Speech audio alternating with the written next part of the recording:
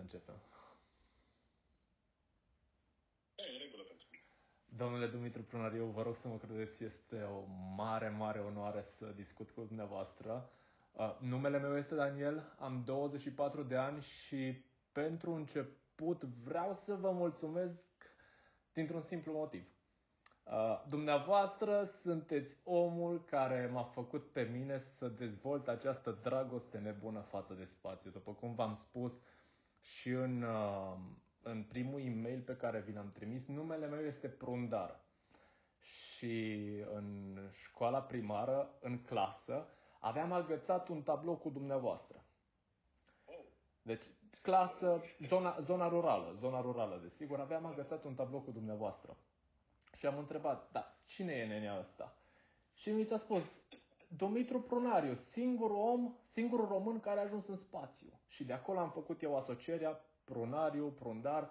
Vă rog să mă credeți, eram cel mai mândru om din lume. Eram cel mai mândru copil posibil. Vreau să vă mulțumesc pentru lucrul ăsta. Mă bucur mult să aud asta.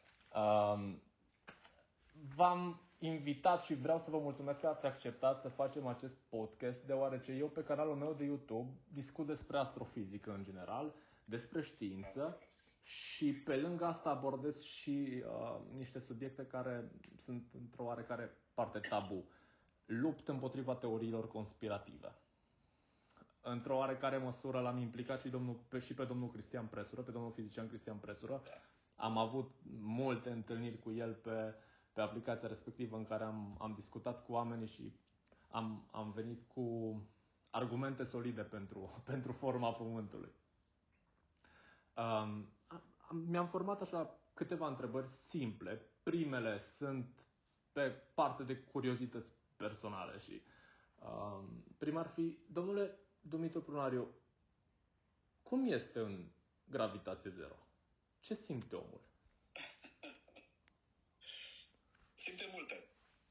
În primul rând, simte că nu mai are un suport sub picioare. Este destul de ciudat să simți că plutești când toată viața ai trăit sub efectul gravitației. Toată viața, dacă te-ai împiedicat, ai căzut. E bine, acolo nu cazi. De asemenea, după ce ai ajuns în imponderabilitate, această senzație îți dă o stare oarecum de euforie la început, cel puțin în primele momente, dar încet efectele ei încep să se facă simțite asupra organismului, apare o stare de disconfort, apare o presiune crescută a sângelui în cap, o înfundare ușoară a nasului, chiar și urechile parcă sunt puțin înfundate, o presiune mai mare a sângelui în toată partea superioară a corpului. De asemenea, apar perturbații vestibulare. Nu mai acționează ca în gravitație, aparatul vestibular. Și-a pierdut orizontul, să spun așa, și începe să dea senzații false. Este adevărat că toate aceste senzații trec în câteva zile. Dar câteva zile efectiv te lupți cu ele și nu trec medicamentos. Pur și simplu trebuie să le faci față, trebuie să te obișnuiești cu ele și organismul să se adapteze la condițiile de imponderabilitate. Deci putem spune că primele zile sunt chiar dificile pentru un astronaut. Da, există un disconfort la unii mai mare, la unii mai mic. Pe fondul acesta tu trebuie să lucrezi, să efectuezi experimentele științifice programate. Ai un program bine alcătuit și în baza acelui program care ne-a fost transmis de la sol, trebuia să efectuăm tot ce ni se cerea. Începând de la partea administrativă până la partea științifică, observații, înregistrări de date, montare, demontare de echipamente, etc. Toate lucrurile, am înțeles. 14 mai 1981, misiunea Soyuz 40. O curiozitate de-a mea ceva mai specială. A existat vreun moment în care v-a fost frică cu adevărat în timpul misiunii? Nu a fost niciun moment în care mi-a fost frică. Frică în general. Adevărul este că frica se instaurează în principal când ești în fața multor lucruri necunoscute. În fața unor lucruri față de care nu știi cum va evolua o anumită situație. Noi am învățat atât de multe lucruri înainte să zburăm în spațiul cosmic, am exersat toate fazele zborului cosmic cu toate situațiile de avarie posibile care pot apare. Desigur, jos la sol, atunci când apare o situație nouă, ai o tresărire, ai o îngrijorare, dar atunci știi oricând poți să deschizi ușa simulatorului să ieși. Corect.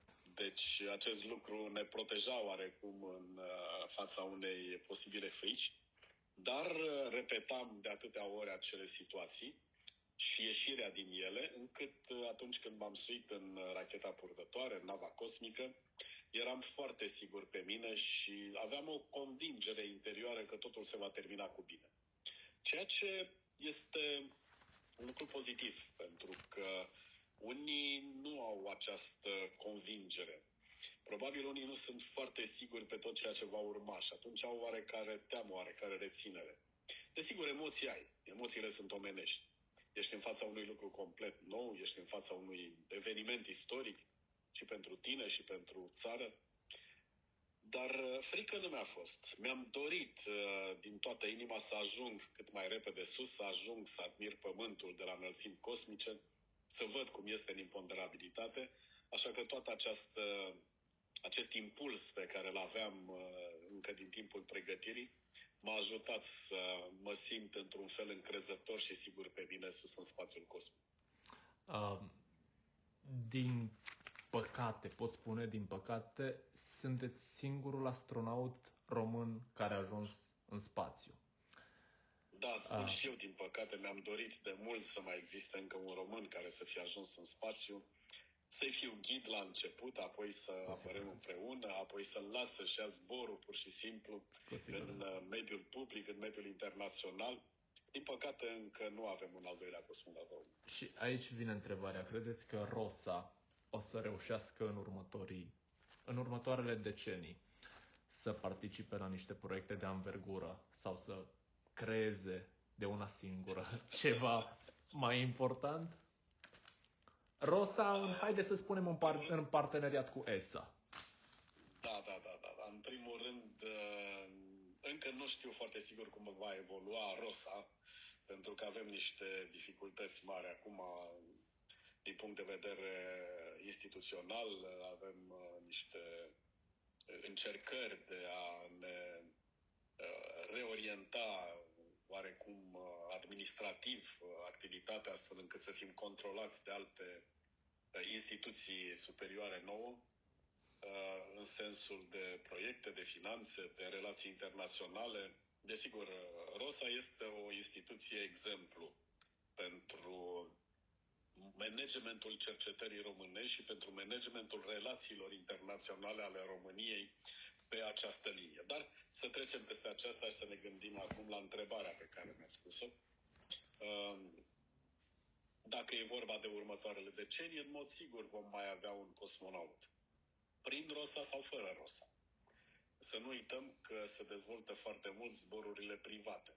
Corect. Și dacă costul unui loc într-o navă cosmică de tipul celei al lui Elon Musk costă acum cam 100 de milioane de dolari, în mod sigur, atunci când zborurile vor fi mult mai frecvente, probabil săptămânale, costul va fi mai mic. Și vor fi și români care vor fi curioși să vadă cum este în cosmos, vor fi suficient de bogați sau vor găsi un sponsor bogat care să plătească un bilet dus întors până în spațiul cosmic. Cu siguranță. Să nu uităm că se construiesc și stații orbitale private. Sunt câteva companii care au proiecte avansate în acest domeniu. Mai construiesc și alții stații spațiale, care s-ar putea să ofere un preț inferior vestului. Dar la nivel strict guvernamental, România este membru cu drepturi depline a Agenției Spațiale Europene, dar să nu uităm că ultima selecție la care au participat și români s-a încheiat anul trecut și din cei peste 12.000 de candidați la nivel european, dintre care vreo 255 au fost români, În final a rămas un număr suficient de mic din care s-au selecționat învingători, premianții, să spun așa. La numărul acesta mare de voluntari, în mod sigur, cam 100 din ei au fost perfecți din punct de vedere al începerii unei pregătiri pentru zborul cosmic. Numai că după calitățile fizice, după calitățile intelectuale, psihologice, începe filtrul din punct de vedere al contribuției țării respective la programele ESA, importanței experimentelor pe care le propune o anumită țară pentru ESA. Deci factorul politic în final își spune cuvântul. Așa că și de data aceasta, cum era de așteptat, au fost selecționați 6 învingători care au început pregătirea pentru zboruri cosmice. Toți sunt din vestul Europei, din țările care contribuie cel mai mult la activitatea Agenției Spațiale Europene, iar încă 6 de rezervă cuprind și 2 astronauți din țări centrale europene, respectiv Polonia și Republica Cehă. Desigur, țările lor, cel puțin Polonia, propune ca acest candidat al lor de rezervă să beneficieze de o pregătire și să fie trimis contra cost în spațiul cosmic. Polonia asigurând plata unui broker de astronauți, respectiv firma Axiom, prin care anul viitor și Ungaria va trimite un nou cosmonaut, sărind într-un fel peste ESA, peste criteriile ESA, în sensul că pregătirea se va face în cadrul ESA, în cadrul Statelor Unite, la Houston, pentru că se va zbura cu o navă americană, dar costurile sunt asigurate integral de către țara respectivă și nu din contribuția ei la programele Agenției Spațiale Europene, așa cum se va asigura pentru primii 6 care sunt astronauți deja intrați în pregătire. Viitori astronauți deja intrați în pregătire. Chiar și așa, chiar dacă nu avem pe lista respectivă viitorii astronauți, o avem pe doamna microbiolog Anca Șelariu, care face parte din institut, din Agenția Spațială din NASA și în momentul de față se află într-un habitaclu care simulează perfect condițiile de pe Marte. Vreme de un an o să se afle acolo. Există așa numiți astronauți analogi. Deci persoane care se oferă, oameni de știință în principal, care se oferă să simuleze un zbor cosmic, dar în condiții terestre. Respectiv petrece numărul de zile necesare pentru a se deplasa de la Pământ la Marte, de exemplu, iese într-un mediu, desigur, creat artificial, care ar simula solul marțian, îmbrăcați în costume care ar simula costumele necesare pentru Marte, efectuează experimente, stau din nou în modulul marțian până revin pe Pământ. Deci astfel de programe se desfășoară pe diferite durate. Până în prezent, cele mai de succes programe le-au avut rușii prin Institutul de Medicină și Biologie în domeniul aviației și cosmonauticii, care la început au generat un program, Mars 500, deci Marte 500, în care 512 zile, un echipaj internațional format din 6